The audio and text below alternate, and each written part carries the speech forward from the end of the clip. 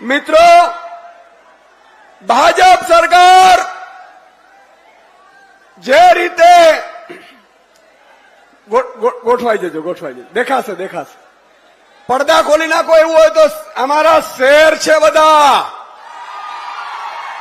અને આ શેર પડદાઓમાં ન હોય, ખુલ્લી છાતીએ હોય છે. એટલે હટાવી દો પડદા. બે બાજુથી હું વિનંતી કરું છું કે બધા લોકો જોઈ શકવા જોઈએ. આજે ભાજપને ખબર પડવી જોઈએ, દિલ્હી સુધી ડંકો વગાડવો જોઈએ કે ચેતર વસાવા અને આદિવાસી સમાજની શું તાકાત છે. મિત્રો, આ લોકોને પીડા કેમ થઈ? ચેતરભાઈ વસાવા ભણેલા ગણેલા યુવાન છે, એમને ખબર પડી હજારો કરોડ રૂપિયા મિત્રો તમારા અને મારા ઉત્થાન માટે સરકારમાંથી આવતા હોય છે. ચેતરભાઈ વસાવા જે રીતે એક યોજનાનો અભ્યાસ કરીને, કારણ કે ભાજપની જેમ અભણ નથી, 8 પાસ મંત્રી હોય તો પ્રોબ્લેમ થાય ભાઈ. આપણા ચેતરભાઈ તો હીરો છે, હીરો. અને એમણે ભણેલા ગણેલા હતા. મિત્રો, હમણાં જ ગોપાલભાઈએ વાત કરી કે હજારો કરોડ रुपया. केजरीवाल साहब, आपको ताज्जुब होगा कि गुजरात के भाजपा के मंत्रियों ने, उनके बेटों ने इन आदिवासी समाज के तकरीबन 2500 करोड़ खा गए. આ વાત સાચી છે મિત્રો? અને આ વાતની જાણ જયારે ચેતરભાઈ વસાવાને તમે ધારાસભ્ય બનીને મોકલાવ્યા, એમને ખબર પડી, એમણે જોયું, ભાજપ વાળાએ ટ્રાય કરી કે ચેતરભાઈ આવ ભાઈ, હરખા આપણે બે સરખા થઈ જઈએ, બધા લોકો મળીને આદિવાસી સમાજને લૂંટીએ. ત્યારે મિત્રો, આજે તમને ગર્વ થશે કે ચેતરભાઈ વસાવાએ નક્કી કર્યું કે આદિવાસી સમાજ માટે હજારો કરોડ તો શું, મારે ગોળી ખાવી પડે ને તો ખાવા પર તૈયાર છું. આ ચેતરભાઈ વસાવા છે. મિત્રો, આજે હું જોઈ રહ્યો છું, હમણાં જયારે ડેડિયાપાડામાં અમે આવ્યા, ચારે બાજુ મિત્રો એક જ દેખાય છે, ચેતરભાઈના સમર્થનમાં લોકો રસ્તા ઉપર દેખાય છે. ભાજપ વાળા ઊંઘતા ઝડપાણા છે, પણ તમારે ચિંતા કરવાની જરૂર નથી. જેલના સળિયા કોઈ આદિવાસી સમાજને ડરાવી નહીં શકે. જેલની તાકાત ભાજપની કોઈ આપણા સમાજને ડરાવી નહીં શકે. મિત્રો, યાદ કરો આપણા પૂર્વજો ભગવાન બિરસા મુંડાને, એમણે 25 વર્ષની ઉંમરમાં એવી ક્રાંતિ કરી છે કે આજે ભગવાનની જેમ પૂજાય છે. એના વંશજો ક્યારે જેલથી ડરે નહીં. મારે ભાજપ વાળાને કહેવું છે કે ચેતર વસાવાને તમે એકવાર જેલમાં નાખ્યા.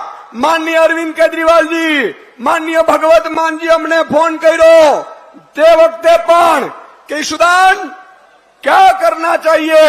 મેં કીધું સાહેબ, આદિવાસી સમાજને એમ ન થવું જોઈએ કે આમ આદમી પાર્ટી અરવિંદ કેજરીવાલ એમની સાથે નથી. મિત્રો, ત્યારે પણ આવ્યા અને ભાજપે બીજી વાર જેલમાં નાખ્યા, ત્યારે માનનીય અરવિંદજી ને ભગવત માનજી આવ્યા છે. એમનું સ્વાગત કરીએ છીએ. મિત્રો, ભાજપના ઘણા ભટુડિયા નેતાઓ આદિવાસી સમાજમાં હશે, પણ એ આદિવાસી સમાજના નથી બની રહ્યા, એ ભાજપના દલાલ બની રહ્યા છે. અને ભાજપના કોઈ મુખ્યમંત્રી આવ્યા અહીંયા એના નેતા માટે? જોરથી બોલો, આવ્યા? બીજા કોઈ પાર્ટીના નેતા આવ્યા? મિત્રો, માનનીય અરવિંદ કેજરીવાલજી ને એટલી બધી આદિવાસી સમાજની ચિંતા છે. વારંવાર અરવિંદજી એવું કહેતા હોય છે કે જલ્દી સરકાર 27માં સમાજ બનાવે અને સમાજને પૈસા એક્ટ લાગુ કરીને સમાજના ચરણોમાં ધરી દેવાનો છે. સાહેબ, અનુસૂચિ 5 તમે વિચાર કરો. આ લોકો ભાજપ વાળાને તો ખબર જ નથી આદિવાસીઓ શું છે. મને એક ભાજપનો નેતા એવું કહેતા હતા કે આ સભાઓ કરીને તમે શું કરવા માંગો છો? મેં કીધું, તમને ખબર નથી આદિવાસી સમાજ, આદિવાસીનો અર્થ શું થાય? આદિવાસી એટલે કે મૂળ નિવાસી, બરાબર છે?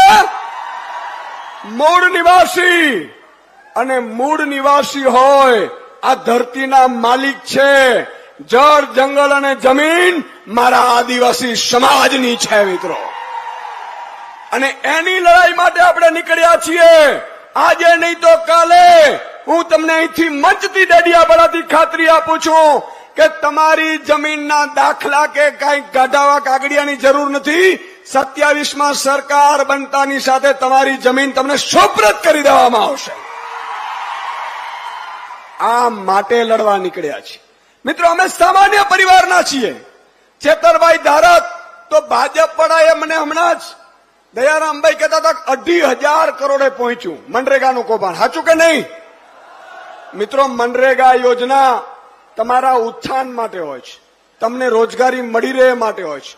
ભાજપના નેતાઓને એવું હતું કે આદિવાસી સમાજને કોઈને ખબર નથી પડતી, એ તો અભણ છે, આપણે એના રૂપિયા ખાઈ જઈએ.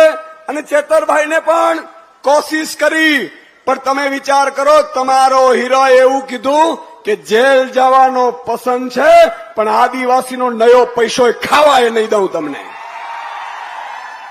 આવા જયારે લીડરો મળે મિત્રો, તમે ભાગ્યશાળી છો. હું જોઈ રહ્યો છું આદિવાસી સમાજ અંબાજીથી ઉમરગામ સુધી એક જ વાત કરે છે, આમ આદમી પાર્ટી, આમ આદમી પાર્ટી, ઝાડુ ઝાડુ ઝાડુ, ચેતર વસાવા, ચેતર વસાવા. આ કરે છે કે નથી કરતા? અને તમને વિશ્વાસ છે ને, 30 વર્ષ કોંગ્રેસે આદિવાસી સમાજનું ભલું નથી કર્યું, 30 વર્ષ ભાજપને થયા, એમણે પણ ન કર્યું. પણ